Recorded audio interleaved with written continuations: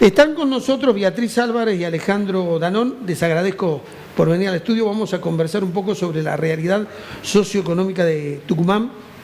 Tucumán en los últimos 15 años crece más la población que el Producto Bruto Interno. Algunos no entienden este dato y es que hay menos riqueza para repartir, lo cual es un problema. Y el estudio que ustedes han hecho demuestra que en los últimos 10 años la pobreza en Tucumán crece 56%, en el NOA al 26%, o sea, en la provincia 30 puntos más. Entonces yo al principio del programa me preguntaba, ¿no es atinente hoy interrogarse sobre si Tucumán sigue siendo la provincia motor del NOA cuando tiene estos datos? Porque además, cuando hablamos de pobreza, tengo entendido que Tucumán es la que tiene más pobres o es la segunda provincia que tiene más pobres en el NOA. Así que los quiero escuchar. Lo primero que hacemos, primero que hacemos nosotros desde el LABDE, que es esta iniciativa de la Facultad de Ciencias Económicas, es tratar de construir un indicador que nos permita hacer esa comparabilidad a lo largo del tiempo. Fíjate que cada dos palabras que emiten por ahí nuestros asesores de políticas públicas hablan sobre el éxito o fracaso de una sociedad, hablando sobre pobreza. Pero carecemos del indicador de pobreza para los últimos 10 años. La principal misión de un indicador de pobreza es hacer comparaciones a través del tiempo y del espacio. Y nuestro indicador de pobreza, que construye nuestro Instituto Nacional de Estadística, solamente nos permite hacer comparación del 2016 o el 2021. ¿Por qué no desde antes? Primero, porque tuvimos una etapa bastante complicada estadísticamente. Bien. Y segundo, porque va modificando metodológicamente el índice. Entonces, suponte, hay una etapa en la cual para ser pobre o para ser indigente definimos un indigente como no tener el suficiente ingreso para consumir ciertas calorías. Sí. De repente al año siguiente cambiamos la definición y pasamos a que en lugar de 2.700 sea 2.750 calorías. Entonces cuando vos mirás la serie de pobreza te va a dar que aumentó. Pero en realidad estás cambiando el índice, está cambiando la metodología. Entonces lo primero que nosotros decimos es, para hacer el tipo de análisis que vos mencionás necesitamos una serie de pobreza. Para poder evaluar... ¿Y quiénes son estos pobres de los cuales les hablan entonces ustedes acá? Hoy la canasta en Tucumán está en 60.000 pesos para una familia tipo. Lo que nosotros hacemos justamente es mantener constante en el tiempo la metodología y entonces poder llegar a esa conclusión de, bien, bueno, ¿qué pasó con la pobreza en los últimos 10 años? Porque si yo le pregunto a INDEC, perdón que vea mi machete, ¿qué pasaba con la pobreza en el 2011? Me va a decir que la pobreza era de 8%. Y en realidad era del 30%, porque estabas cambiando la metodología. Tenía una canasta básica que era... ridícula o floja por una cuestión de precio. Entonces lo primero que nosotros hacemos es, para hacer este tipo de evaluación, para saber si estamos bien o mal como sociedad, armar una serie de pobreza comparable, y esa es la que nos va a decir, comparemos una canasta básica que hoy vale 60.000 o que hoy vale 60.000 versus que en el año 2011 también valía 60.000 en términos constantes, ¿sí? O sea, claro, básicamente en el 2011 y en el 2021 vos necesitabas comprar ciertas características, cierta cantidad de bienes y servicios. Lo mantengamos fijo en el tiempo y veamos cuánto es la pobreza. Y ahí surge el número del 30%. Y ahí surge el número de que aumentó del 30 al 43% o al 44% la pobreza en Tucumán. Y ahí surge el número que con el NOA ya estamos parecidos, porque la pobreza es 46 en Tucumán, 44 en el NOA, pero el NOA partía de una pobreza mucho mayor. En el 2011 la pobreza en el NOA era 36%, en Tucumán era 30%, mucho más alta en el NOA. Entonces de ahí surge. Entonces lo primero que nosotros hacemos como investigadores es tratar de generar una estadística comparable. Es muy interesante lo que decís, porque además esto es lo que yo venía diciendo, ya lo planteé al director de estadística en la provincia y hablamos un poco de esto. Yo veo que Tucumán siempre tenía pobreza por debajo de la región.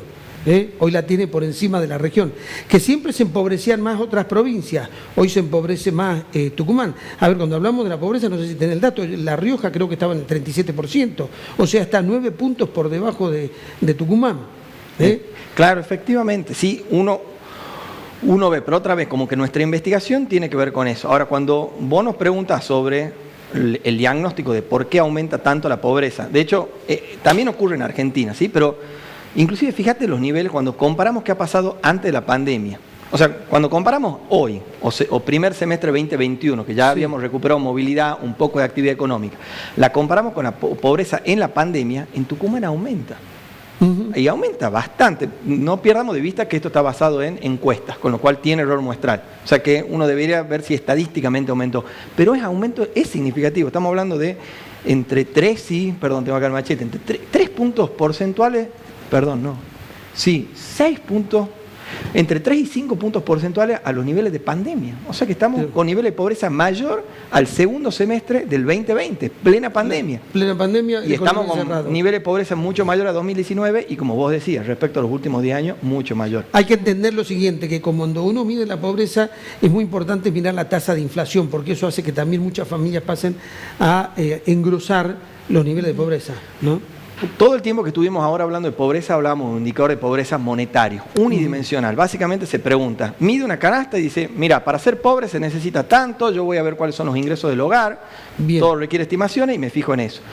A ese tipo de pobreza, las crisis que tiene Argentina las sube mucho y después bajan rápido, porque es un indicador monetario. Entonces, de repente, como aumenta mucho la inflación, el salario no ajusta, hasta que tenés las paritarias, etcétera, pasa eso. Ahora, cuando uno quiere medir pobreza en forma estructural, es que uno tiene que abrir los indicadores de pobreza y no solamente mirar ingresos corrientes del último mes, sino empezar a mirar cuestiones de vivienda, etcétera. Y en ese sentido, creo que el proyecto que una del área del LAB estaba marcando, que es de pobreza multidimensional, es bien interesante. Sí. Sí, exactamente. Yo ahí agregaría a lo que dice Ale, un diagnóstico realmente de qué ha pasado en los últimos 10 años con la pobreza en Tucumán y en perspectiva comparada. Incluye no solamente ver estos cambios corrientes en los ingresos que son muy sensibles, como vos decías, por ejemplo, a los episodios de la inflación, sino también en otras dimensiones, y es por eso que nosotros en nuestro laboratorio estamos ahora incorporando otras medidas de pobreza. Estamos trabajando con alumnos para analizar, por ejemplo, pobreza multidimensional, que incorpora otras medidas como educación, acceso a la salud, vivienda, entre otras dimensiones. Y bueno, la idea ahí es, para poder hacer un diagnóstico completo, tener una imagen más acabada de lo que realmente pasó con la pobreza en Tucumán en los últimos años, necesitamos de nuevo estos datos, no solamente en términos de ingresos, sino en términos de otras dimensiones que están vinculadas también con nuestro bienestar, ¿no? Sí, a ver si entiendo, Beatriz, vos lo que decís, si nosotros solo miramos la pobreza por ingreso, la solución es muy fácil, le pongo plata en el bolsillo y se termina la pobreza, los hago subir por encima de lo que marca la canasta, pero en realidad el pobre carece de otras cosas. No sé si tan así, pero sí estas medidas de pobreza multidimensional pueden ser muy útiles para focalizar las políticas públicas, por ejemplo, para identificar a quienes tienen déficit de vivienda o quienes tienen déficit de educación o de salud, y poder de alguna manera dirigir mejor las políticas públicas. Pueden ser muy útiles, claro, muy informativas más que en términos de ingresos, ¿no? Bien, entiendo. En alguna oportunidad, por los años que tiene este programa, discutí con una persona que me dijo, ¿sabés cuál es el error nuestro? Que solo tenemos políticas focalizadas y no políticas generales.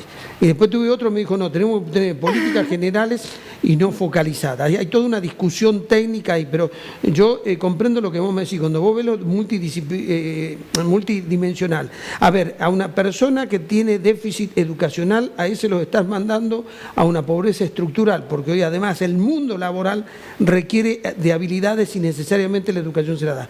El que tiene problemas de vivienda, a veces le cuesta presentarse en sociedad.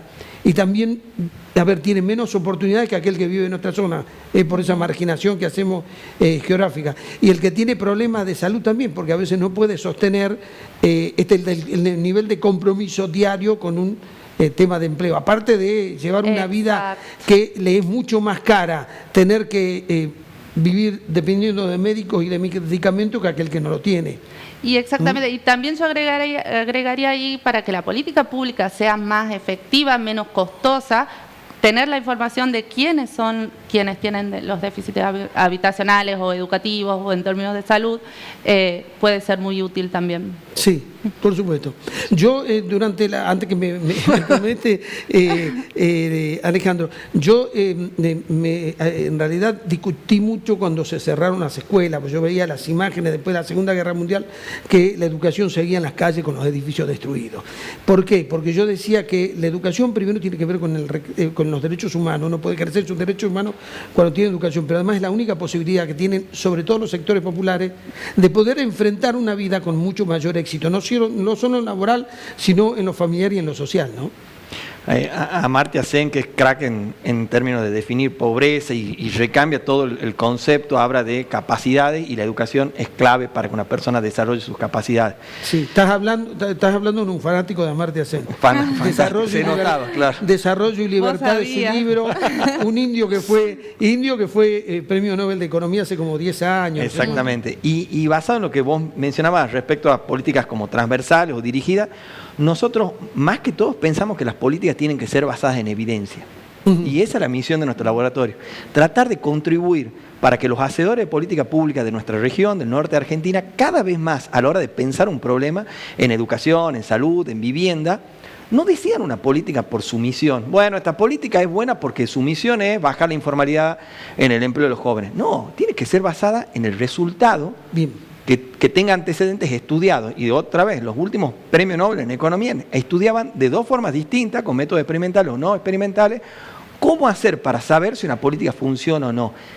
Y este es un problema que está muy estudiado además en economías pobres, en economía en desarrollo, o sea, como que lo tenemos ahí al alcance de la mano, a que las próximas diseño de políticas públicas pueda ser basada en evidencia. Sepamos si funciona o no en economías similares a la nuestra. Bueno, lo que vos decís, otro premio Nobel de Economía del cual yo soy fanático fue hace 5 años, Angus Deaton. Claro. Se llama el libro El Gran Escape. Exacto. ¿Qué dice Deaton? Miren, la pobreza es lo normal, lo que hay que estudiar porque hay desarrollo, porque en realidad cuando nacemos pobres, nacemos desnudos. Y él dice muy claro, yo estoy en contra de la ayuda económica a los países, porque el mensaje es: la persona la trato como discapacitada, no tiene capacidades para enfrentar las adversidades que enfrentan toda la vida. Y él dice que todas las grandes fortunas comenzaron desde la pobreza. Lo que pasa es que uno no se remite a quién fue el primero que comenzó a hacer dinero. Angus Deaton trabaja mucho con series muy largas de tiempo, y lo que te muestra es el derrumbe de la pobreza a nivel mundial. O sea, el mundo, el 70% de la población mundial, o más, no quiero mencionar citas, digamos, justa. Y trabaja salud. Claro, el 70% más de la población mundial era pobre. La caída de la pobreza es un fenómeno moderno a nivel mundial. Antes, la mayor parte de la población era pobre. Pobre no con la medición de hoy, pobre hasta o sea, vivía con menos de $1 diario. Sí. Digamos, y de repente el derrumbe de la pobreza a nivel mundial es un fenómeno de los últimos 200, que empieza en los últimos 200 y que se acrecienta en los últimos 100. Y lo otro lindo de Deaton es que dice cómo, si fuese tan sencillo eliminar la pobreza a través de transferencia, y cómo esto está visto que no la termina de eliminar. Vamos mejorando, ¿no? Porque las transferencias condicionales, que son muy importantes en Argentina, a la hora de... Fíjate que la indigencia no aumentó tanto. Y la clave, sin duda, fue la acción de la UH. Sí. Y que es un diseño, que es un programa bastante sofisticado si uno piensa en 20 años atrás. Exacto. Es muy interesante porque el subsidio hace que la indigencia crezca mucho menos, a una tasa mucho menor. A ese le sirve. Para el otro sector, evidentemente, es insuficiente, como decía Alejandra, porque es multidimensional.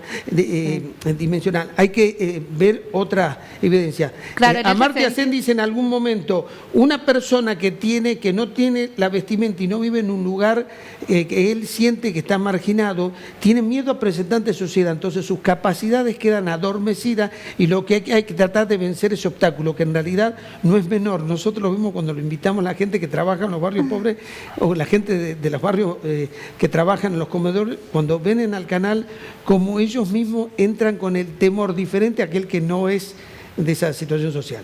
Sí. Yo quería agregar ahí, en relación a lo que decía, para no desestimar tampoco las políticas de transferencia, las transferencias condicionadas, como decía Ale recién, en la medida en que atacan esas otras dimensiones como salud o educación, atacan en el buen sentido, sí. Permiten también aumentar las posibilidades de desarrollo de los sectores menos favorecidos. Sí. Y al respecto hay evidencia también, no es Les quiero aclarar algo porque siempre lo tengo que aclarar, a veces la gente me quiere hacer pensar de otra manera. No estoy en contra de las transferencias. Creo que el Estado tiene que ayudar ahí, lo que creo que tienen que ser condicionadas, que tienen que ir disminuyendo en el tiempo para obligar a la gente a salir a trabajar. El problema es que al no haber buenas políticas económicas no hay oportunidad, entonces también tiene un problema, pero son necesarias. Lo que no me gusta es el negocio que hay detrás de la transferencia que hicieron los movimientos sociales, y lo que no me gusta es que en la Argentina nunca pudimos tener un padrón único de beneficiarios, porque acá los distintos programas los dan distintos ministerios, y en Tucumán tenemos datos concretos donde hay familias que pueden recibir 3 o que reciben 3, y un día viajaba con un taxista y me dice, mi hija que está en una situación difícil no recibe ninguno, y sin embargo dice, tengo un cuñado donde reciben 3. La AUH, la Asignación Universal, es una política muy estudiada que arranca en nuestra región, en América Latina, si no me equivoco, en México, con el Progresa. Y está muy estudiada y, como dice Bea, ataca 2 problemas de la transferencia intergeneracional, o sea, de la pobreza, que la pobreza se mantenga a través de las generaciones, la educación y la salud. Sí. Y se ve que mejora la tasa de escolaridad en los niños. Sí, o sea mejoró. Claro, exactamente. Es un avance muy importante y, bueno, además de que está destinada como a todos los niños, la única condicionalidad es presentar los certificados de salud y educación. Sí, y además creció la cantidad de chicos inmunizados, porque se tuvieron que ir a dar las vacunas para poder seguir recibiendo su subsidio, y también mejoró en ese sentido la cobertura, ¿no? Y respecto como que hacia creer o no creer, tenía un profesor que me decía, creer o no creer sobre cierta política tiene que ver con la elasticidad. Me decía, básicamente, suponte que pensaba una política que sea una transferencia y vos pensás, no, esto va a caer o no la oferta laboral. La gente va a salir del mercado laboral porque vos le estás dando una transferencia. La cuestión es hablarlo y irlo y estudiarlo. Sí. O sea, porque digamos, nos tenemos que nutrir y saber si la respuesta de la persona ante esa política va a hacer que salga o no del mercado laboral. Y de hecho lo que se ve es que, por lo menos en la AUH, el impacto sobre la oferta laboral es bastante bajo. Y también se lo ve otra vez, un temor sobre la fertilidad. Hay que estudiarlo. O sea, hay que animarse a plantearlo sin que te miren mal si vos pensás o no que afecta de cierta forma la fertilidad, y sentarte a estudiarlo y ya despejemos la duda. Entonces, bueno, mira, yo pienso que esa elasticidad, que la respuesta del individuo ante eso es de cierta forma, lo estudio así y uno se saca... Sí. Alejandro, en realidad los queríamos traer, felicitar por el trabajo que hicieron. Me parece que el trabajo de ustedes y de todos los que trabajaron detrás de estos indicadores son muy buenos, porque sirve para tener un diagnóstico claro. Yo lo que creo que a veces se toman decisiones sin tener diagnóstico adecuado. Y esto como un médico que va a operar sin saber muy bien cuál es el problema del paciente. Y esto nos llevó a que a veces no podamos progresar. Por lo tanto, el trabajo de ustedes tiene un gran valor, sobre todo además para los medios de comunicación, para difundirlo, ponerlo sobre la mesa y obligarnos, porque nos escuchan los que tienen que tomar decisiones, a que trabajen con estos datos. Así que muchas gracias. No, gracias a vos. Los que quieran volver a ver la entrevista, los que la quieran recomendar, puntodepartidatv.com o CCC Go.